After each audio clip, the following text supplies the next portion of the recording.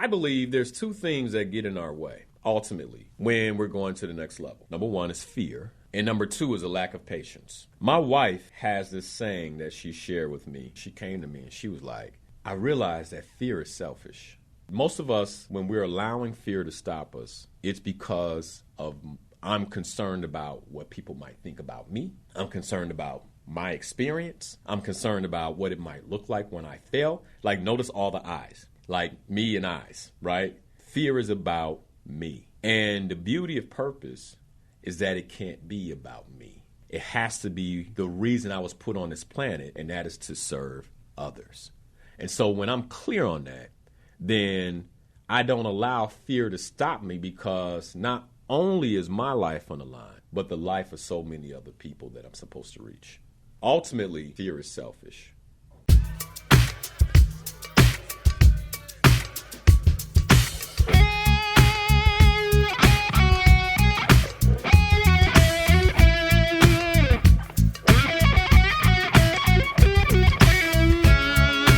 If you want to be about it, come on, let's talk about it. Change up the things you see. Open your mind to possibilities. Find your power, passion, and your purpose. You know it's time for you to walk in greatness. Let's murder mediocrity. Slay your goals, live out your dreams. Right now. Inspirational perspective. Open your mind to a better life. It's time to live a dream. Your purpose now. Inspirational perspective. Let's slay your goals. What I want to discuss today is the growth phase. I want to talk about the growth phase. If you missed part one, I'm going to cover a little bit of that here in a moment. But today, what I want to talk about in terms of the growth phase is what it takes to actually begin to grow. Last week, I asked you the question of what is your next level? And it hit me this morning as I was thinking about today's show. And another question I may need to ask a few people is, do you even want to go to your next level? Like, is there even a desire to go to your next level? And I share that because I do think that given where we are now, that it's very easy to become complacent. And when I say complacent, like complacent in that most of us are living fairly comfortable lives. You put income, things like that to the side. I believe one of the things that makes America such an awesome country is that even when you get down to a certain poverty level, people still have a smartphone, right? And we can even pause right there, because if you have a smartphone, then you have the ability to basically get the dopamine hits that you would otherwise get if you were taking on your goals in a powerful way. And so I could download plenty of games. Now you don't even have to be able to afford Netflix. You can get Tubi for free. I think, Freevee for free.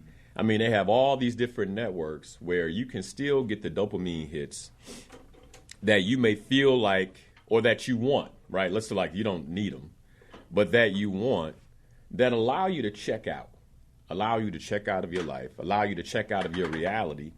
And so when I say let's go to the next level, like I want to put a question out there for you. Like, and I think we all should ask ourselves. I was asking myself, given, where I am in my life, like, you really want to put in the work that's necessary to go to your next level? Like, whatever that level is, are you willing to put in the work that it's going to take you to go to the next level? And today, we're going to talk about what that work looks like. And what you will encounter as so the assumption is last week when I asked, have you defined your next level, that you spent the week defining your next level. Hopefully you spent the week. Now, I just talked about the power of smartphones. And so we already know that what can happen, after the show, 9 a.m., people start thinking about other things. They get caught up and they're like, oh my goodness, he did ask that question last week. I haven't thought about it since. That's a reality too. So then my question to you is, if you're really serious about going to the next level, what kind of game are you going to play going into this week if that happened to you? What type of game are you going to play going into this? It's interesting. I was listening to, I can't remember his name, but he's an influencer and he spent some time in jail as a juvenile. He's come out. He's a pretty, I say awesome influencer. I really like his content. And he was talking about, it's something that I was like, man, I can wrap my mind around. But he was like, his next level was not having alarms when he woke up, but having alarms that told him to go to bed. He said his alarm goes off at 9 o'clock that's saying you should be in bed now. Because what he was saying is, if I'm in bed at 9 o'clock, I don't need an alarm for the morning. Because he's up by 4:30, 5 a.m., and everything that he needs to handle, whether it's going to the gym, all those things are available to him. And I was like, wow. That's okay. Could that be what the next level was like? But that's not what really got me in terms of what he was talking about. What really got me is that he was saying that he looks at his goals 45 times a day. Now, anybody that follows me knows that I say 2 times a day, in the morning and in the evening, right? So typically for me, what it looks like is in the morning when I get to the office, and then in the evening before I leave the office, I'll pull them out. Because once I get home with the little ones and such, it's just everything gets unpredictable. So I was like, wow, 45 times a day. And so then right away I was like, is that what is required of me to go to my next level? Because by the way, I don't believe I hear things just because, I hear these things and it's like, oh, that's, it's like, nah, I heard that for a reason. So then what are you going to do with that information, Linnell? How are you going to utilize this information? If this man, and by the way, he sold his first company at 28, sold the second company at 30. He's running a $100 million business. I aspire to that. So that this man who was doing that, is reading his goals 45 times a day, maybe I should be, right? And that's how I think about it.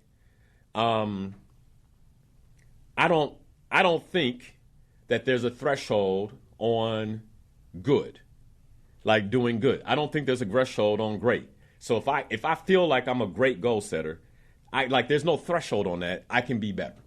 I can be better. So even for me, I was like, man, what does that look like? Because here's the thing: if I go for 4 to 5 times a day of reading my goals, I'm guaranteed to read them twice. I like that. I like that. And if I'm training people to read their goals 4 to 5 times a day, then it's probably more likely they're going to read them at least once. So I was like, as I was listening to him, I was like, man, there's levels to this. And we're always learning, always learning. And so then the question is, are you dedicated to that continual growth and learning? Are you dedicated to that? And if you're dedicated to that, then what that tells me is you are ready to go to your next level. So 2 questions that we started with. Number 1, do you even have a desire for your next level? I think that's one to put out. Do you even have the desire? Many of us are stuck simply because there's no fire. So then for you, I would say you got to go out and find your fire. What's going to activate you? What's going to get you going? And I believe those of us that have purpose, that the Creator has already distinguished His purpose for our lives in, that is the fire. So then the question is, are you ready to take on the discomfort of the next level? And notice how I said that, because first I said, are you ready to go to the next level? Now I'm asking you, are you ready to take on the discomfort of the next level. Because before you're cruising at that level, enjoying all the benefits of that level, you have to rise to that level. And then when you rise to that level, you have to get comfortable on that level. And so that whole process is uncomfortable. And I believe one of the reasons many of us don't go to the next level is because whether we know it or not, we have already in some ways like set our way of being up for comfort. And anything uncomfortable, we're like, nope, not that. Nope, not that. Nope, I don't want to be uncomfortable. So as we have this conversation about the next level, I think it's really important that we explore this idea of comfort versus discomfort. Because let me be clear, you cannot get to the next level without some level of discomfort. You have to be just a bit out of sorts.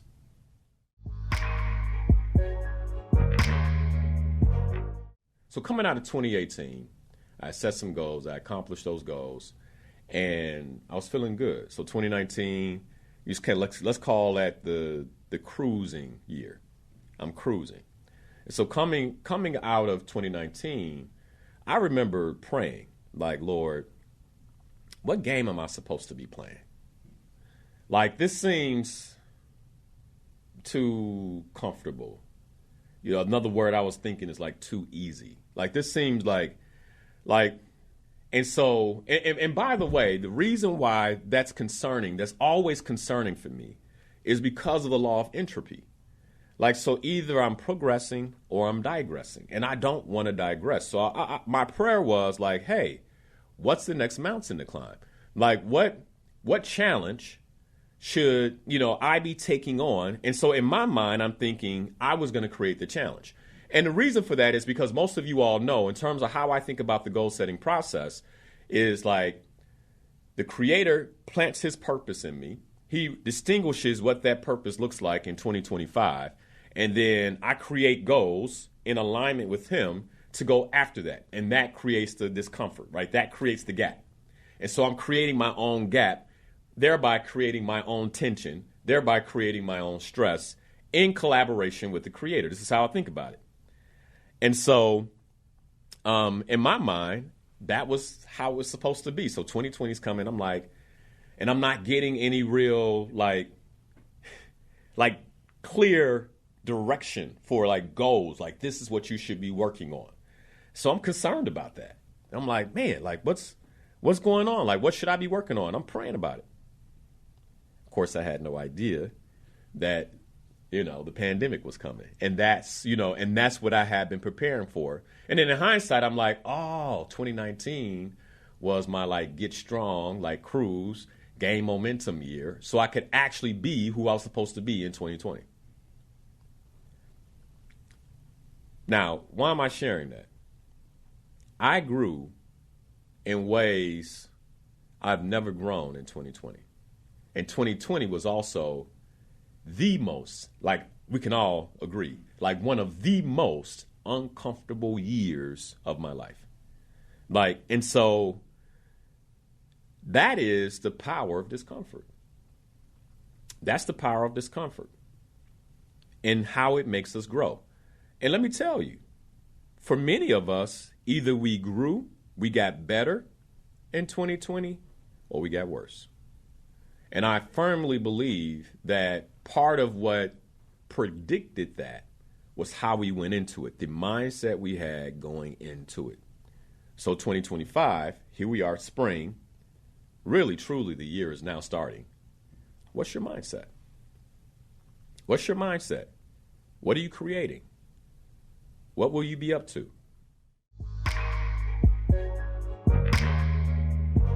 We want to be always growing, because if I'm always growing, that means that I am moving in the right direction, and I don't have to worry about, in some ways, failing as a result of apathy and entropy, where I just, haven't really been growing, I haven't been pushing. And so as a result, now look at where I am. Like I find myself sliding into, I guess a good way of saying it, a place that I really don't intend to be. And I think this is how sometimes people wake up and they're like, well, what happened? So intentionally going to the next level. So when we move to part 2 and we're discussing the growth phase, the growth phase, I want to in some ways encourage you, but also give you some places to look at. I believe one of the most egregious mistakes that people make is believing that resistance is a sign to stop. If you listen to me, you've heard me say it over and over again, that believing resistance is a sign to stop. You set the goal, you create the plan, and then you get punched in the mouth. And most folks, what happened? And we just stop. You know, Mike Tyson's quote, everybody has a plan until they get punched in the mouth. Many of us will get into the ring of our goals. We're excited about it. And think about a boxer who believes he's going to win, right? And also, I don't believe there is one boxer that gets into the ring and believes he won't take a punch. I don't believe there's one boxer that gets into the ring and believes that they won't take one punch. So why do we believe that when we set goals that we won't take a punch, that we won't have a setback, that there won't be some type of resistance, some type of obstacle, some type of barrier that actually gets in the way? Like, this is part of the game that we signed up for. Like, that's like a boxer crying on the after they get hit with the first punch. We'd be like, well, what's happening here? You signed up for this game. You know, ref, he hit me. You signed up to get hit. When you set goals, you are signing up for resistance, period. And again, the reason we sign up for resistance is because the idea is that we want to invite that brand of tension and stress into our lives. We want to create that tension and stress in our lives on purpose to avoid the tension and stress that shows up when you're not moving forward powerfully in your life. Either way, there will be stress and tension. Am I inviting it, or am I just, kind of watching as it comes? So everyone has a plan till they get punched in the mouth. This is why commitment is important. Because if you're committed to winning, when you get punched in the mouth, you go, okay, that's what I should be expecting in this fight. That's what that's going to feel like in this fight. So I need to do a better job blocking and a better job punching myself. Period. You don't run to the corner, bow out. Like, it's no different than with your goals. It's no different than with your goals. One of the most visceral times in my life when it was like I got punched in the mouth. I was in my mid to late 20s at the time, and I bought this piece of property. And at that point in my life, like when I was buying property, like once I was at that closing table, like that was all the money I had. Like it wasn't a whole lot left. So and I remember on this particular property, I think I was like 27, 28 on this piece of property. At the closing table, like they were like, "Oh, we unfortunately, I think we misquoted you. You actually owe like a few more $1,000s." And I remember being like, "What? Like a few more?" Whoa. Like, so talk about getting punched. Like, so I got punched in the mouth at that table. And that's not even the punch I'm talking about. Like, it gets worse. So I remember being like, man, that's the money I was going to use to start the rehab. Like it was like $3,000 or something. And I had that money put to the side for the rehab, had the money for the closing, right? For the down payment and the closing. Then I had a few thousand to get the rehab started. And my plan was to kind of go hermit and not go out and basically spend my check, week over week to improve the property. Like I wasn't going out. I wasn't no parties, like that was going to be where I partied at, right? In this building as I put it together. By the way, if you're a young man and you're listening, I want you to hear this because often people pull me to the side, man, how did you get, where you are now in life? Well, this is one of those stories that it will give you some ideas in terms of my mentality. So 27, 28, I'm actually willing to step away from the club, step away from the ladies, all those things to build my future. I think I want, if a young man is listening, I want you to really hear that, okay? So I got to put $3 extra grand down. Now, I'm not broke, but I don't got much left. I got credit cards. And by the way, I just dug myself like a few years ago out of my credit fiasco that I created in college, right? So now my credit's looking better. I can buy property. And so, like, I don't want to use those credit cards in an irresponsible way because I just got over that. I just got over that hump. Like, I conquered that mountain. So I'm like, okay, I obviously I get the building and everything's going well. And I'm driving to work one day. Making a left-hand turn. I make the left-hand turn. A lady runs the light and totals my car. Now, mind you, I don't got money for that. Right? Now, thank God, first I was okay. Obviously, I was okay. All right? And when she hit my car, she hit the car so hard, it knocked out every window in the car. Like it was like an explosion. Boom. Okay? Every window in the car. And the car spun around, ran into another car, and I was okay.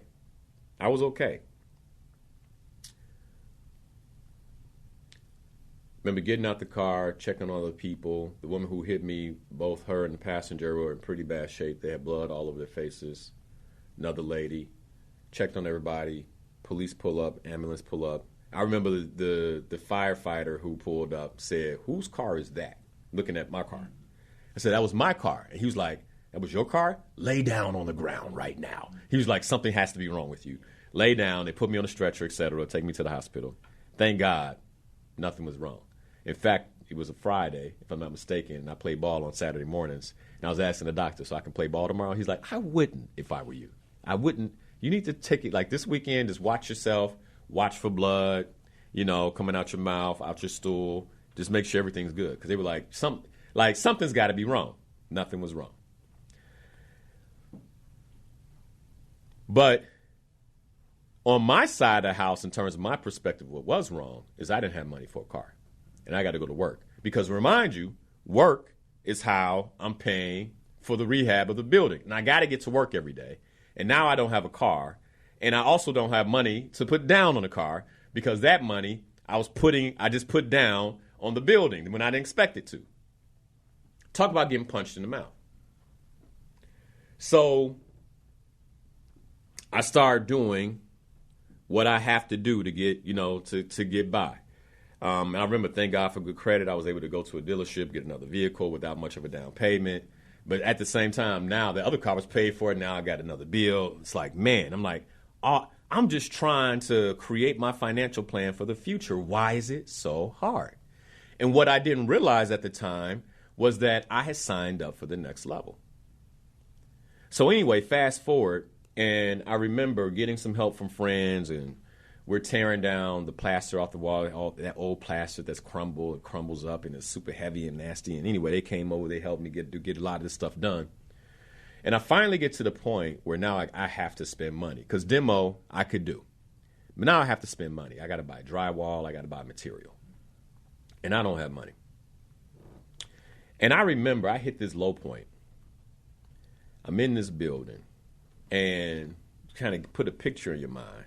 Imagine that it's like it's bare. Nothing but studs.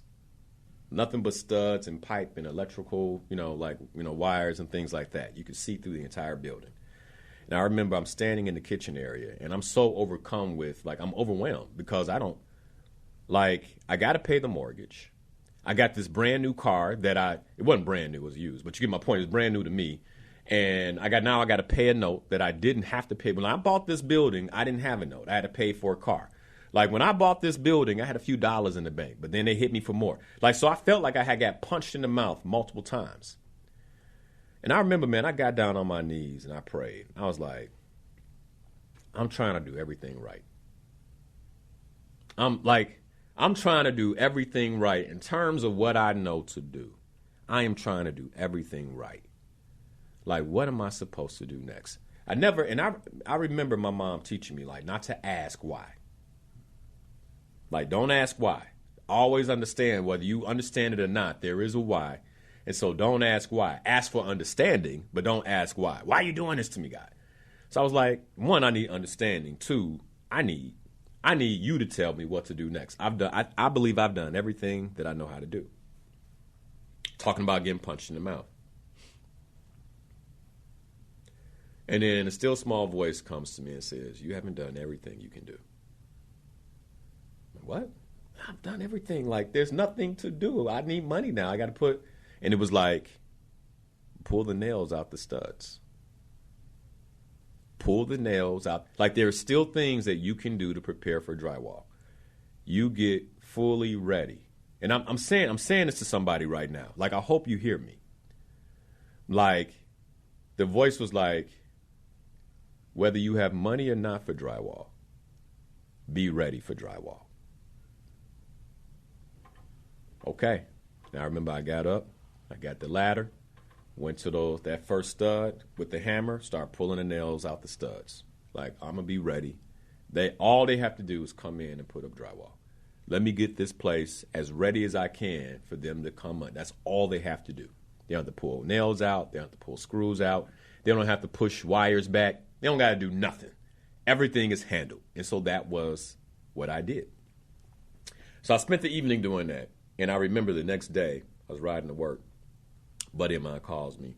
He goes, yo, you were looking for somebody to do drywall, right?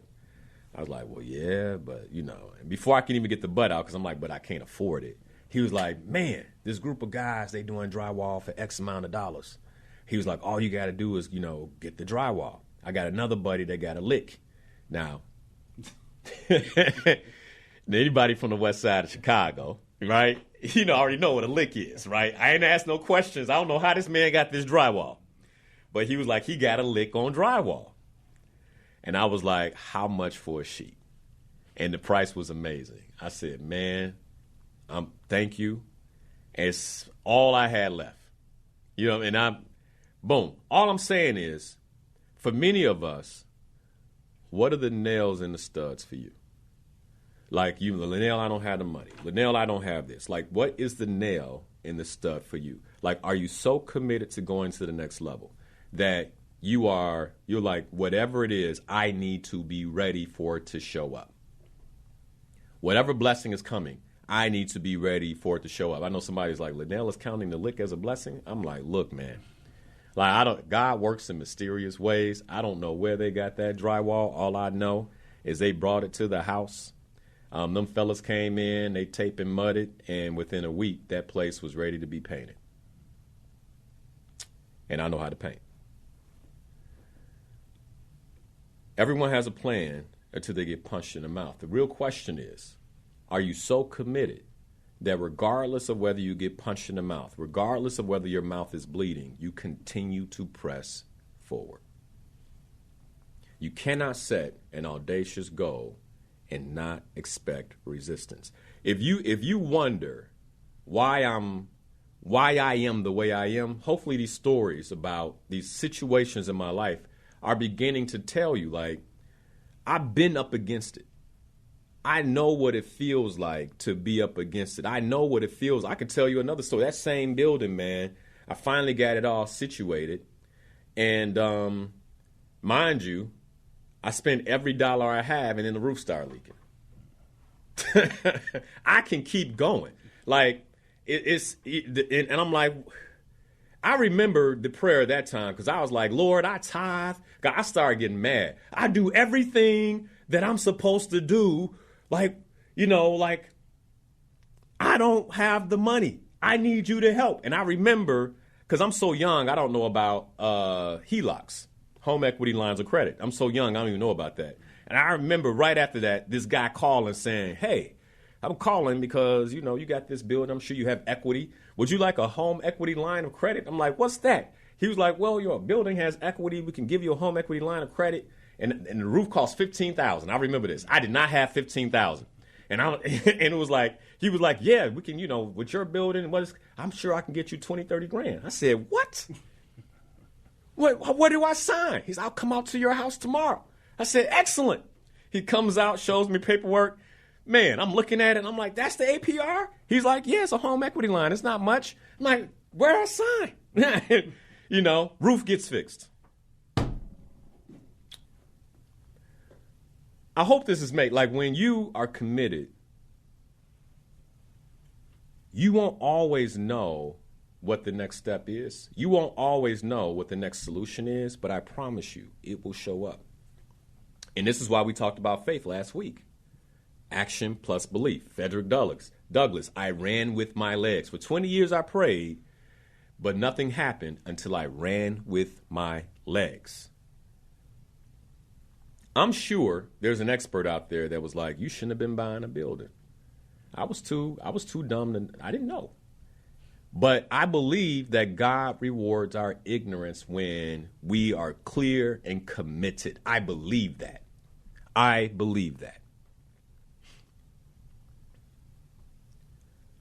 So the thing that often gets in our way is fear. They say ignorance is bliss.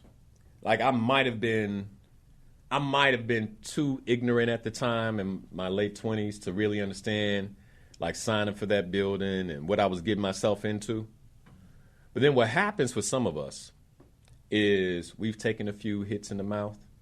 And mind you, like all of that could have gone differently if I had quit. Like I want to really be like, I could have been like, this is too much for me. I'm done. And I just quit. Now I got a foreclosure on my record. And so like this could have gone a completely different way. And this is why I say the worst thing that you can do when you set a goal is quit. Like I got mad respect for anybody, even if they lose a boxing bout, if every time they run out that corner. At the, beginning of every round, they they beat up, faces bleeding, they come out, they like, let's go. Like I'm going to the end. I got mad respect. For that. The worst thing you can do is quit on yourself. The worst thing you can ever do is quit on yourself. I got stories for days like that, man. Because I one of the things that happens, and if you ever wonder why, like, man, you seem to be always motivated, because I can reflect on people say I can reflect on the goodness of God. Man, I can reflect on things that only God brought me through. Ain't no question. And I believe it was him honoring my commitment to the process more than anything. Why did that home equity guy call?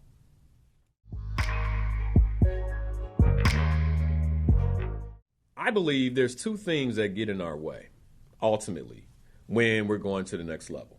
Number one is fear. And number two is a lack of patience. My wife has this saying that she shared with me. And I ever since she shared it with me, it was like, it might have been before we got married or right after we got married. She had this revelation, and she came to me and she was like, I realized that fear is selfish. Like most of us when we're allowing fear to stop us, it's because of I'm concerned about what people might think about me. I'm concerned about my experience. I'm concerned about what it might look like when I fail. Like, notice all the I's. Like me and I's, right? Fear is about me. And the beauty of purpose is that it can't be about me. It has to be the reason I was put on this planet, and that is to serve others. And so when I'm clear on that, then I don't allow fear to stop me, because not only is my life on the line, but the life of so many other people that I'm supposed to reach. Ultimately, fear is selfish. Think about this. We talked about Frederick Douglass last week. We talked about the consequence that most male runaway slaves had to face if they were caught. Consequence of potentially castration. That's a huge consequence. The consequence of losing a limb, they would sometimes cut half a foot off. You can't run nowhere now.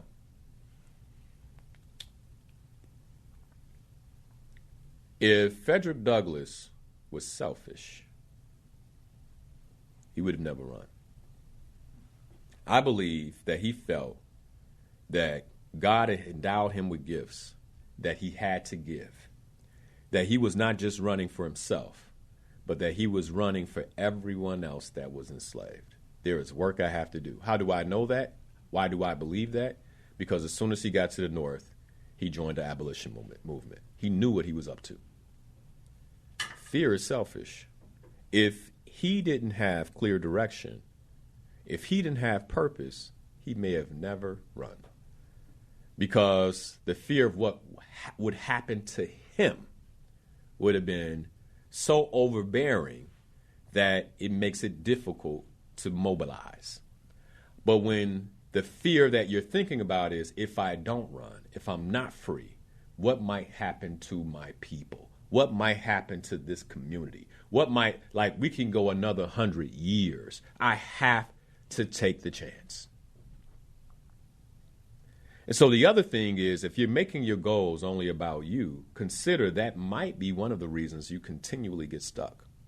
It might be one of the reasons you can't go to the next level. Because when the goal is bigger than you, when the goal is to serve, and if your heart is in the right place to serve, that will be the motivation to push beyond fear. Because it's not just my life on the line, but it's the life of other people. I can recall when I first started the blog at inspirationalperspective.com, what it took for me to hit the return button to publish that first post. As an executive, as someone who had things on the line, it wasn't just about me. What I had wrote in the purpose of that blog was, if I can just reach one person with the gift that I've been given, then my purpose is fulfilled. It was about that person who might read that post, that, by the way, can still read those posts to this day. So what are you doing it for? And if it's for other people, then you owe it to them. Not just yourself, but you owe it to them to conquer your fear, because fear is selfish. The last piece is this idea of urgent patience.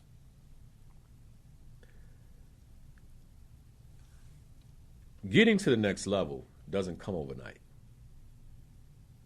So if you expect to double down this week and see the next level next week, it don't work like that. It's a continual climb. It's a continual climb. And whenever you're climbing something, you're going to encounter resistance, and it takes time. I've climbed a number of mountains.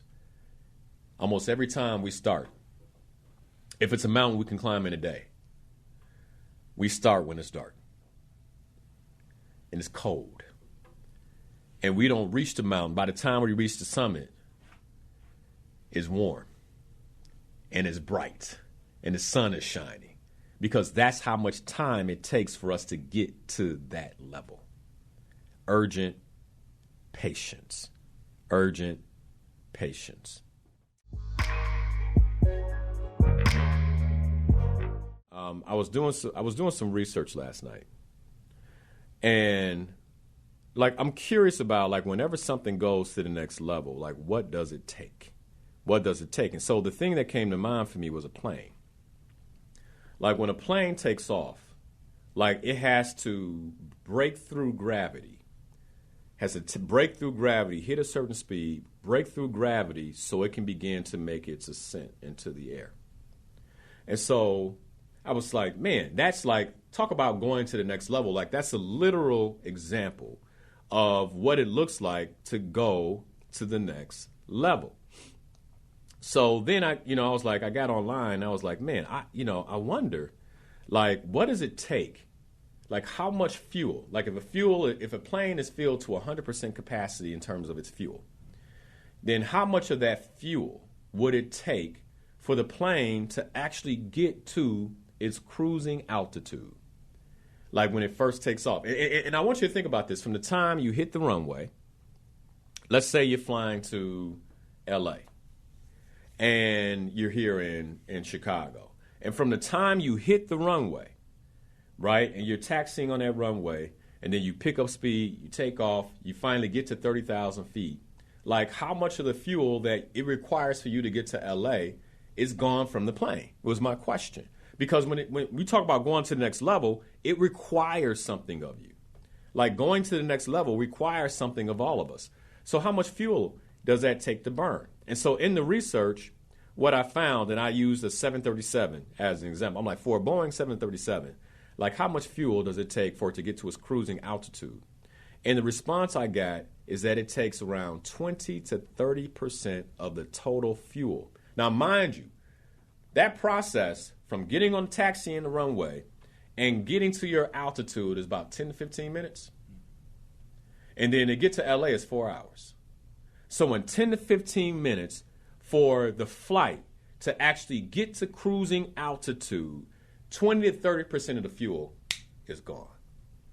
But then it goes on to say around 20 to 30% of the total fuel can be consumed during takeoff and the initial climb phase, depending on the various factors like weight, weather, flight plan, etc. However, once at cruising altitude, fuel consumption becomes much more efficient. The beauty of going to the next level is that you will put the work in up front. But once you get to that level, you're able to cruise at that level with efficiency. Like, to me, that's the reward.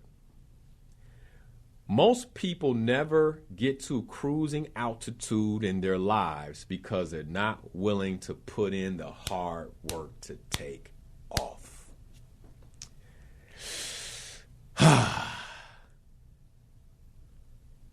I'm just going to let that marinate for a minute.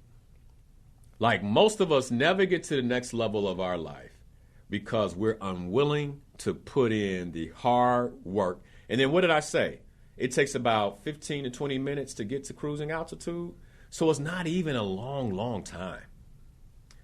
Now, you're going to be taking some punches for a few weeks, like, maybe for a few months. But then when you get to that level, the incentive and reward is you get to cruise at that level with efficiency thereafter. Moving.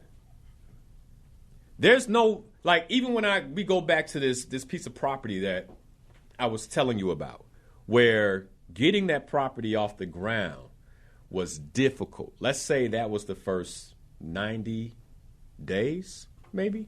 Like, that story all takes place within a 90-day period. Maybe 120 days, right? Once the building was situated and we were at cruising altitude, you all follow? There's no more stories to tell. I came home from work. I enjoyed myself in my new place.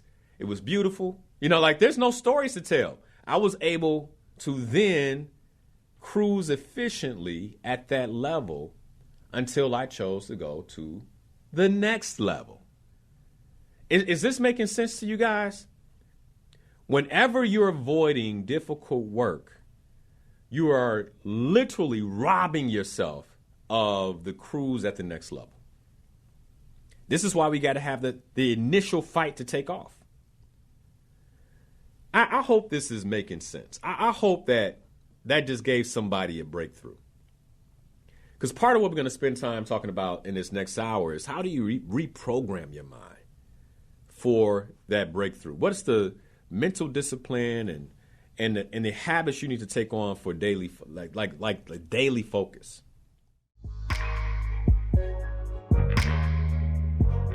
I once asked, because I wanted a building once like you, and I said, what do you get off thinking you could have that? What do you think you could be a landlord? And I prayed about it too. And the Lord whispered to me, he said, go watch The Last Dragon. I said, what? He said, watch The Last Dragon. I watched the movie, And it didn't click. And then later on, he came back to me and he says, see, the reason why you can't get there is because you scared of show enough. You won't challenge and get through show enough. He said, now, you have to get through show enough to sit in that spot. Because, remember, show enough said, I'm the baddest mofo low down in this town. Yep. And if Bruce Leroy was able to beat show enough, nobody could challenge him at that level. Who could? He already beat the baddest mofo low down in that town at that level. But the point was that you got to constantly grow so that you get to the point called the glow, where your mind, your body, and your spirit operates in synergy so that you constantly produce fruit. But he could not get to that level because he was afraid of show enough. And he had to fight him. Because if you sit at that point and you did not beat show enough, then you have what's called imposter syndrome. No doubt. And soon, show enough, show up, he's going to knock you down. So the Lord said, you got to get through him. You're going to have to challenge yourself. And then guess what? He was ahead of me. He said, when he finally beat Show Enough, he realized that Show Enough was himself. Yep. He was fighting against his own inadequacies, his own disbelief that he could actually attain the glow. Yep. So I'm saying this, you have to have it show up at every level that you're trying to get to, or else you're going to have imposter syndrome. Once you can beat the baddest mofo low down in this town, right? Hey, you know what? Those people. Can I add something to that, bro? You can. Because I think it's one of the mistakes that we make. And I believe that all of us, I think all of us listening have watched The Last Dragon, at least in our community. If they ain't watched The Last Dragon, it's kind of like, where you grow up? Where you from? Anyway, but the piece that I want to add is, if you can recall, when he graduated from the master that he had, he felt like he wasn't ready. And so most of the movie is about him searching for a new master. And his searching for a new master was how to be shown up. He was trying to figure out how, and most of us get stuck with how. Like, not just, okay, if I can see it in my mind, I can do it. He was like, I'm looking around for this new master because the only way he saw himself beating show enough is with new instruction, without realizing that he had everything that he needed already to do it. He just needed to believe. He needed faith. And so that's the one. And he gave him, to your point too, that master gave him some phony piece of medallion to carry around. To make him feel legitimate. Exactly. But he was going, the medallion was just a representation of what you already had. The medallion was in himself. It was a degree. It was a certification. It was a certification. All the things. But you already had it. Yeah, you already got what you need. Right. I can't teach you nothing else. It's in you. You just don't know it's there. You just don't know it. Yeah. So, man, I thank you for letting me add my little 2 cents into that. And remember, if you can't beat your show enough, you ain't going nowhere. Nowhere. You got to face him. You got to. And you can't get to the next level until you go through him or her. He's stand on the guard. Boom. You ain't getting there. Yep. You're right. He'll knock you down every time. I love that. One thing, so we go back to Bruce Leroy. Remember, he was ridiculed because he had very few distractions. Very few distractions. He was talked about, man, you lame, you this, you all these different things because maybe he didn't get on social media and post. Maybe he wasn't driving all the cars in the commercials. I'm laying it out for you guys because I love that example. And I think he's right that art often does imitate life. It's many of us are consumed by endless noise. And so we don't have the mental fortitude or the discipline. We're clouded by those things. Let me tell you how powerful it is. So back when I was still eating meat, I remember leaving. I think I left work late one night. And this is back when Taco Bell had those Dorito shells. Y'all remember that? I don't know if y'all remember that. Anyway, I saw a commercial. And this is one of the reasons why I'm very leery of commercials and anything and the power that it has in your mind. So I see this Taco Bell commercial. Now, mind you, the last time before that I ate Taco Bell, my stomach didn't feel good. And so I had made a commitment to myself, like many of you all do. I'm not doing that anymore, right? Well, I see this commercial, and they got these Dorito tacos, whatever, Dorito shell. And I'm like, man, this is before I knew Doritos had red dye 40 and all kinds of cancer-causing agents in it, right? So let's be clear about that. And, so I see this commercial, and I thought, that's interesting, but I'm not going to Taco Bell anymore, or so I thought. So I'm leaving work late one night. I'm trying to find a place that's open, and there is the Purple Bells. I think they're purple. And the Taco Bell, and I see it. And I go, I guess. So I pull into the driveway. What did I order? What did I order, everyone, when I pulled into the driveway of this Taco Bell? I did exactly what I was told. You already know. I did exactly what I was told, and I ordered these Dorito tacos, whatever it was, right? Ate the Dorito tacos. Before I even got home, they were gone. How do you think I felt that night? After I had made a commitment, and I'm using this as an analogy, because many of us will make commitments, and then because of our mental diet, break the commitments and do things that we promised ourselves we would never do again because of our mental diet. When you're looking to go to the next level, you have to be relentless. Let's go back to the analogy of a plane. When you get on a plane, everything. How big is your bag? How many bags do you have? You got to pay for that bag. Why do you have to pay for that bag? Because that's going to cost us more fuel to get off the ground. Like, bag can only be 50 pounds. Like all these rules in place because they understand to take off, to go off the ground and get to cruising altitude, it has a cost.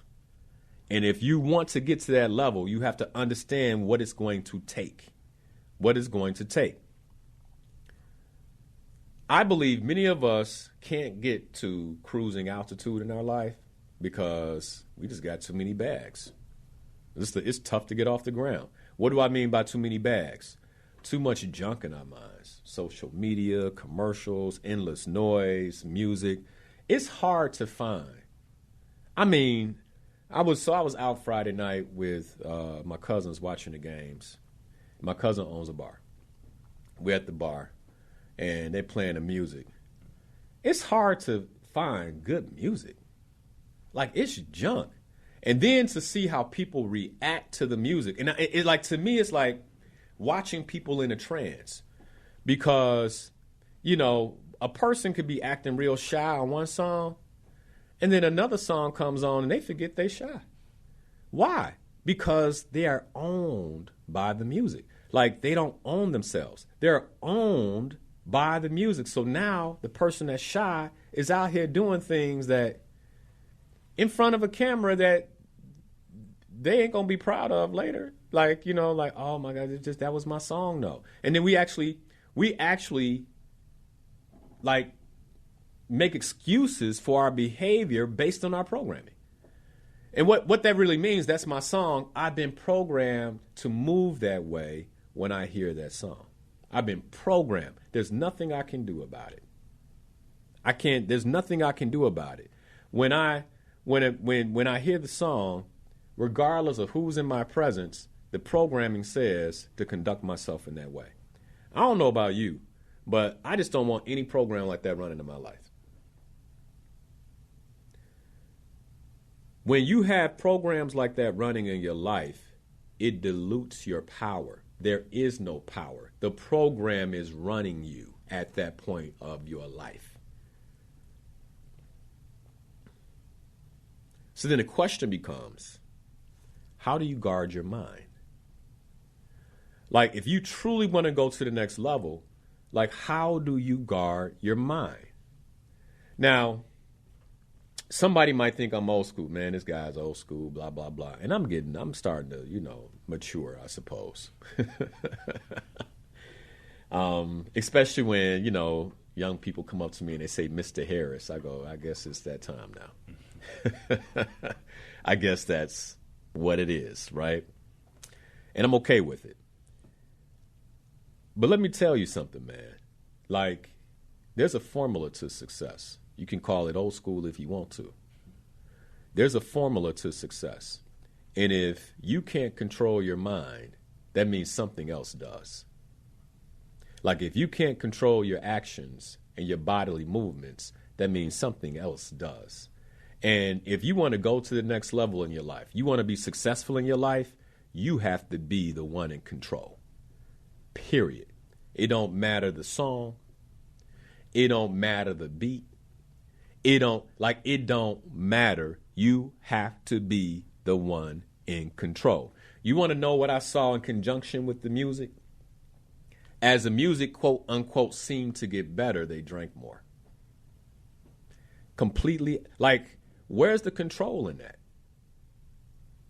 Where's the discipline in that? Like, what are you feeding your mind? Or what are you letting be fed for you? Like, because whatever, like, there's something going into the mind behind all that. How are you guarding your thoughts? How are you guarding your mind? Like, going to the next level requires sometimes, I think this is why sometimes, like, going into isolation is so important. Like, folks like, I ain't seen you. Yeah. Like, I've been programming my mind. I've been away programming my mind. So what happens is when you're away programming your mind and you walk out into the matrix and you see how other people are programmed, it looks weird to you. And by the way, like, they'll call you the weirdo. Like, man, that song is a hit. You don't know. I am the first time hearing it. That's weird. You heard? Well, yeah, it's a hit, huh? Did you listen to the lyrics, though? Like, what it was saying about you, young lady? Did you listen? Like, that song was, you were dancing that hard to a song that's talking about young ladies that poorly? Like, what's really happening here? Like, but the program will flip you out and make you think that the other person's weird. Like, going to the next level requires some level of, like, clarity, vision, focus, and with vision comes discipline. I want you to understand what it takes to break through the soil. First and foremost, when you set a goal, that's a seed. You put the seed into the ground by writing the goal and creating the plan. But then, like, that's work. But then the difficult work is supporting the seed with its breakthrough. And that requires the watering day after day, reading the goal every day. Like some of these practices that you take on. You can't bloom if you don't break through the soil. Breaking through the soil requires that you encounter resistance. Breaking through the soil requires that you encounter resistance. So this comes down now to the science of goal setting. Because going to the next level now requires that you understand this science. Let me tell you all, my mission, the reason I get up every Sunday, the reason why I invest myself the way that I do in this show is because it's aligned with my purpose. My mission is to help myself and my family and this community go to the next level. Why? Because I believe the next level is where we find the best life. Like, I believe that with every fiber of my being. When I say, live the best life, like living the best life is going to the next level. And this is what's required to live the best life. My mission is to take myself and my family and this community to the next level. Let me tell you something. Let me just kind of make a side note here. I'm in the book of Isaiah right now. I've been reading the book of Isaiah. And it's a slow read because it's all prophecy. And when you get into prophecy, it starts to really, the first will be last, the last will be first. I believe that this community, according to prophecy, will have a breakthrough. And there's something that activates that breakthrough. And I believe my purpose, when you talk about my mission, I believe my purpose is part of that activation. It may not be the activation. Hey, these shows could be inspiring a young man right now who is sitting, maybe his parents say, sit down and listen to the show. It could be, this could be going into him. These could be seeds that are being planted into him that transforms the community. I don't know how it goes. I don't. All I know is I'm supposed to be here, and I'm supposed to be doing what I feel it with every fiber of my being. That's why I show up. That's my mission. And I'm sharing that with you because what I believe is that in serving our mission and serving our purpose and clarifying what our journey is, that it has impact. It has impact. And not only does it have impact, but it requires that we follow a particular formula. Like going to the next level always requires of us a particular formula. And that is the science of goal setting. And that's one of the reasons I'm so committed to this community when it comes to setting goals. The mission of the Slayer Goals coaching community is to support individuals who otherwise could not afford coaching with coaching and goal setting success. That's what it's there for. Period. Now, what they say, what's the cliche? You can bring a horse to the water, but you can't afford it. You can't force it to drink. Like every Sunday, I'm coming with the water. The question is, will you drink? Like, period. Like, are you down? And I'm saying that because as I go through this goal setting formula, the thing that's hitting me is like, I've done this plenty of times. Plenty of times. And people might hear it. They might be at the water. I'm not sure if they drink. I'm not sure if they drink. Goal setting is not random. It is a formula. Number one, you must be clear on where you're going. This is why I think sometimes taking a digital diet, all those things, many of us can't even see what's next in our lives because we're being told what's next in our lives. What's on your mind is the next thing you're going to buy, the next outfit, the next car, the next house, like those. You're like, well, that's my next level. And it's like, is it really? Because I believe that's a consequence of going to your next level. I believe those are the incentives, but they shouldn't be the goals. The goals should be around your health and well-being and mental clarity. The goal should be the intimacy and connection in your relationships. The goal should be clearly what is next for me in terms of my work and vocation, and am I aligned with my purpose? The goal should be financial clarity, where I know where my money is, I know how much of it I have, and I know how I'm growing it. The goal should be clarity of purpose and alignment with purpose in my activity every day. The goal should be spiritual connection with the Creator. So I can tell you, like, when you get clear and you're operating from an elevated place, like those, like that's where your mind is. So somebody's got to go, like, I want this pair of shoes, or I want this outfit. I'm like, I can tell you already that that's not a purpose-based goal. Okay, you can go get it, but it's not going to change your life. That's number one, clarity. Number two, by when. So then by when will you have this breakthrough? Here we are, spring 2025. It's not actually spring yet, especially because it snowed this week. But you get my point. Like, this is the time. This is the time. Like, if you're like me, you're looking at your lawn. I'm looking at the lawn at the house. I'm looking at the lawn at other properties. What needs to get done here? All right, I need to call the landscaper and say, hey, we need to go ahead and put down the spring fertilizer. Like, that's like you're looking Like, because I have a timeline. I only have so much time to prepare the lawn for summer.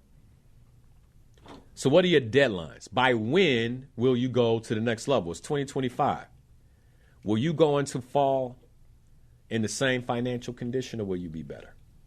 Will you go into fall with the same health conditions, or will you be better? Will you go into the fall with the same relationship issues, or will you be better? Will you go into the fall with the same spiritual issues, or will you be better? Are you willing to do what it takes to go to your next level? Set the deadline. Number 3 is repetition. With goals, and I think this is like, monotony can get boring for people. You get where I'm going? It can get, but with goals, it's going through the same process. I can tell you what I'm doing 9:30 tomorrow morning. I'm sitting down, I got strategy time. I'm reading my goals, I got strategy time. Every Monday, 9:30. That might be boring for somebody else. For me, the incentive is I get to cruise at a particular altitude. That's not boring for me. That's kind of nice. I get to make decisions. I get access to things that other people don't have access to as a result of that boring, repetitive way of being. 9:30 strategy time. 9:30 Monday strategy time. Repetition. Read my goals. Get to the office, read my goals. Before I leave the office, read my goals. Repetition. Like, what matters to you? My spiritual walk matters to me. Repetition. Reading, I talk about reading the book of Isaiah. Hey, like I said, it's a slow read, but that's all right. Where we at now? Chapter 65, let's go. Repetition, repetition, repetition. Health and well-being, repetition in the gym. Shoot free throws. Let me get my 50 free throws in before we play. Repetition, repetition. My body needs to be strong. I need to get my 50 push-ups in. Repetition, repetition. This is how goals work. Clarity, deadlines, repetition. Number 4, accountability. Many of us aren't going to the next level because we don't have accountability. Well, Linnell, who I'm getting accountability from? I've been talking Slay Your Goals now since 2016. Like, at what point will you say, all right, it's that time? Go to slayyourgoals.com, become a member. I had somebody say, yeah, I'm one of those people that have been listening for a long time. This is, I think, in the last Slay Your Goals meeting, I was talking to the members. And I was like, how is this for you guys? They're like, this is amazing. I'm like, for the new members, how is this for you guys? Are you happy you joined? They're like, man, I've been listening to you for years. And I hadn't joined this community. Now they're wondering why they ain't joined. Because there will be natural resistance to anything that's going to make a difference for you. There's no resistance to pulling up at Starbucks and paying the last time I bought Starbucks, it was $5.34 for a small latte. Oat milk latte is what I asked for. And then I'm like, can you put it in this cup? The girl looked at me. She's like, he's a weirdo. I'm a weird. Can you put the coffee in this cup, ma'am? Yeah.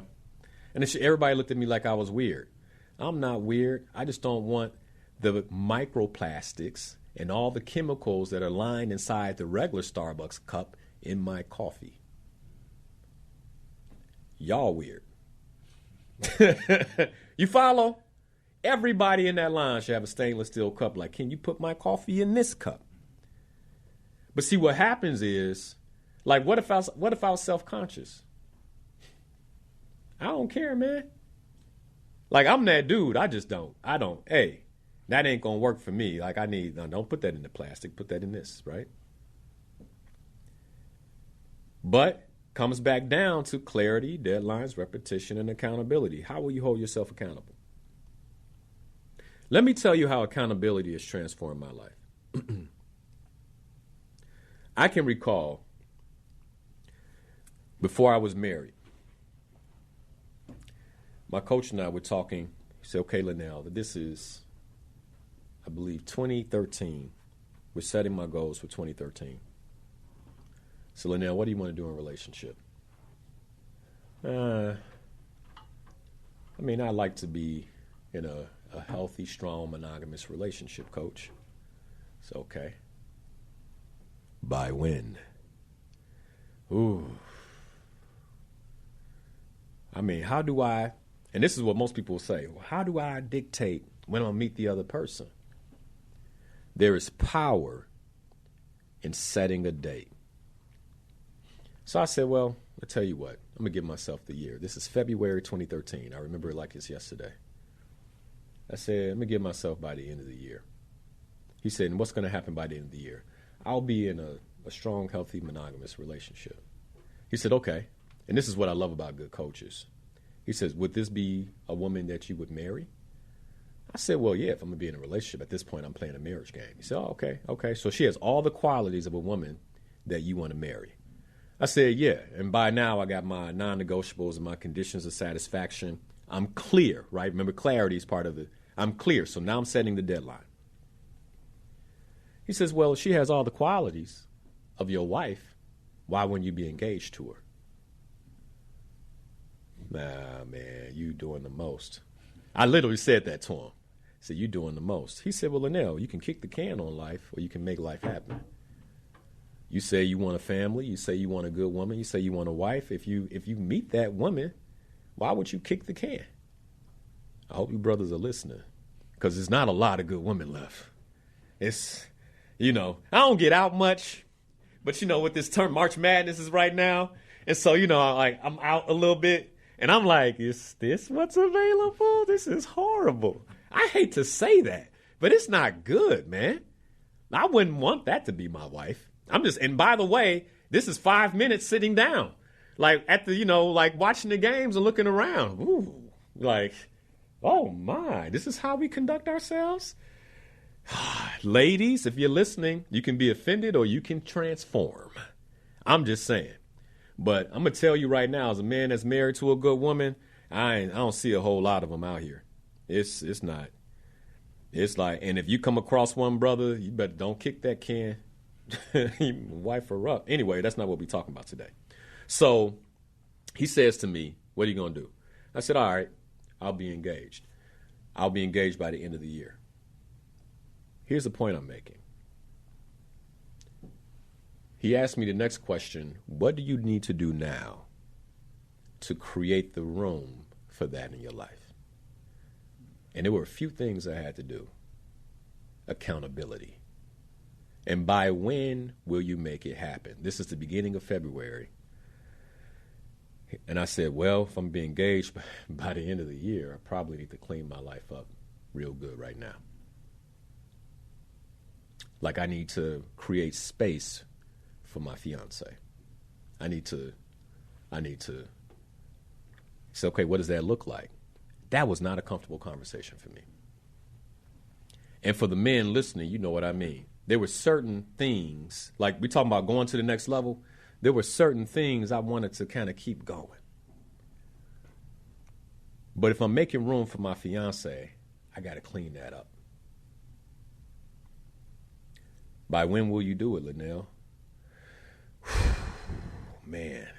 I'm going to do it by June. So by June. You can meet her by June. If you're going to be engaged by the end of the year, shouldn't your life be clean before June? And and any brother listening knows why I said by June. Right? Comfort. I said, okay, you're right. I could meet her tomorrow, huh? He said, yeah, you could meet her tomorrow. I said, that means I need to have my life clean by the end of the week then. When we meet next time, I'm going to have some tough conversations. Okay. The next week, we get on the phone. How you doing, man? Go through the process. So how did it go? Man. There's one conversation I have left. I didn't want to have it. By when will you have that conversation? By when will you have that conversation, Linnell? It was my on and off girlfriend. I didn't want to have that conversation. We were like off, but still seeing each other. Y'all know how that go. Like if my status was on Facebook, it would go, it's complicated. You know what I'm saying? I didn't want to have that conversation. By when will you have that conversation? All right, I'm going to have, And then I tried one of those spin moves. Well, I don't know if I'm going to see her. He said, you don't know did you see her last week? Yeah. What's the likelihood you're going to see her this week? I just don't want to have a conversation, though, because it's going to stop my flow. All right, I'm going to have the conversation. Now, let me tell you the power of this. I had the conversation. And when I tell you things exploded, of course, she wasn't happy about it. What I didn't know, that I was going to meet my wife in April. And I actually needed the remainder of February and March and the first part of April to get my life together. I didn't know that. There are so many of us that because of a lack of accountability, because of a lack of discipline, because of a lack of clarity, we are missing out on our next level. And we got mad excuses. Oh, there's no good men. Oh, there's no good ladies out here. Oh, you just don't understand, there are no good jobs. But the reason why good is not showing up for you is because you have not laid the ground. What do you do in the spring? You get the ground ready to grow. Somebody's going to say, oh, my grass is no good in the summer. But the reason your grass is no good because you didn't lay the ground in the spring. Well, there used to be a garden here. Somebody this summer said there used to be a garden here, but the reason there's no garden now is because you didn't break ground in the spring. Going to the next level requires of you clarity and commitment. There's a formula to this. You can't bypass the formula. For most people who aren't creating powerfully in their lives, it's because you're looking to bypass the formula. And the reason most of us think we can bypass the formula is because we get to do it everywhere else. You could have lunch in 5 minutes. Go to the freezer, open up the package, put the fork, pop in it, throw it in the microwave. 4 minutes, you're eating. Unfortunately, there's no microwave for this. There's no microwave for this. You got to do the work.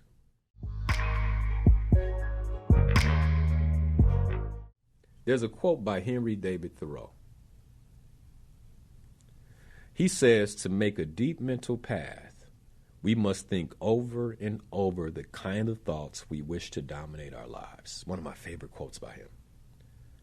To make a deep mental path, especially in today's world, especially in the 21st century with all of these distractions. To make a deep mental path, we must think over and over the kind of thoughts we wish to dominate our lives. You want to go to the next level?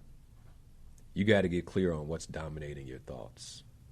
If I'm you, I'm writing it down. And I can promise you that what's dominating a lot of people's thoughts right now, TRUMP.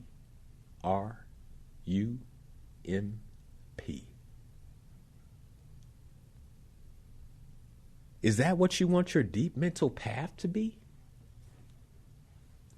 If you wonder why I'm so unbothered, it's because I need different deep mental paths. That ain't what I'm thinking about. To make a deep mental path, we must think over and over the kind of thoughts we wish to dominate our lives. The Spirit said, spell it out for him because everybody can't spell it now. Trump. Somebody's like, T-R-M-M, Trump.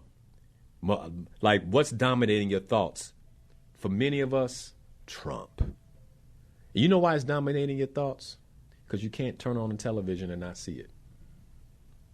So then your deep mental path, what you think over and over, and the thoughts that dominate your life are the things that you're watching all day, every day. And that's why your goals take second place. Do you really, right now, do you really want your life and your goals to be second place to that?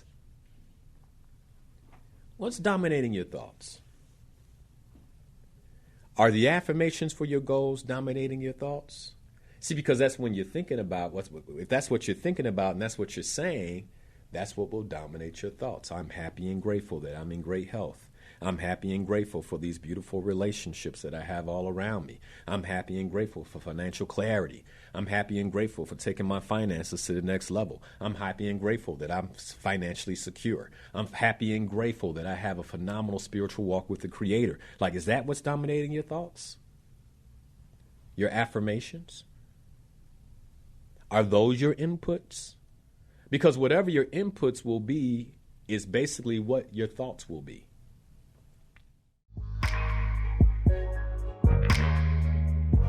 Let me be clear about something.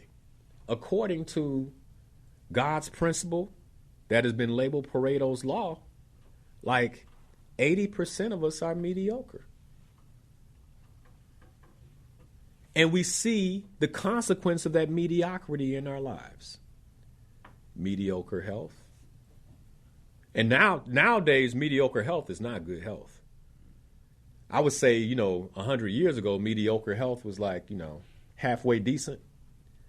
If you got mediocre health now, you're in poor health. Mediocre relationships. No real connections. Doing mediocre work. Wondering why you can't get advancement. They're not going to promote you to become a mediocre boss. That's not what these institutions do. I can promise you that. So if you're doing mediocre work, then what you're doing is dooming yourself to a lifetime of being mediocre at work and being at a mediocre level in the organization, like something that doesn't matter. Mediocre finances. I honestly, to me, I don't know if there's mediocre finances. Either you got it or you don't nowadays. Either you got it or you don't. And a very few percentage do. I mean, do you have fire underneath you? Are you willing to go through something to get to the next level? If you're a young man and you're listening right now, are you promising yourself that you and your wife, your family will never have financial issues? Like when I was in that building at 27, 28 years old, putting up drywall, painting thing, part of what was driving me is, man, I will not marry a woman and she will never have to worry about money. That'd be the last. If we talking about stuff in our relationship, it's not money.